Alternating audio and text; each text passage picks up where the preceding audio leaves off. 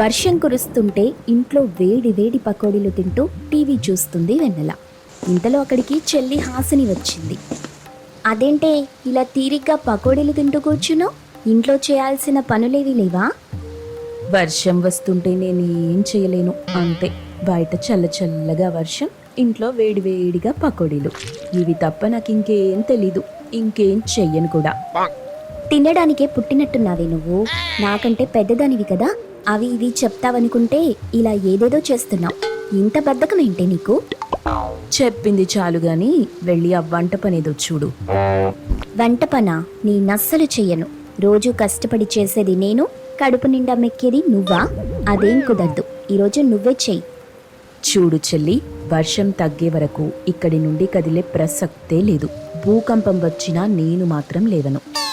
అవును, మేడపైన బట్టలు ఆరబెట్టాను కదా, తీసుకొచ్చావా? కొంపదీసి మర్చిపోయావా ఏంటి? చెప్పవే తల్లి, లేకపోతే బట్టలన్నీ మళ్ళీ ఉతకాల్సి వస్తుంది. ఎప్పుడూ నీ గురించే కాదే, బట్టల గురించి కూడా కాస్త ఆలోచించు. పాపం వాటి బాధ నీకేం తెలుసు?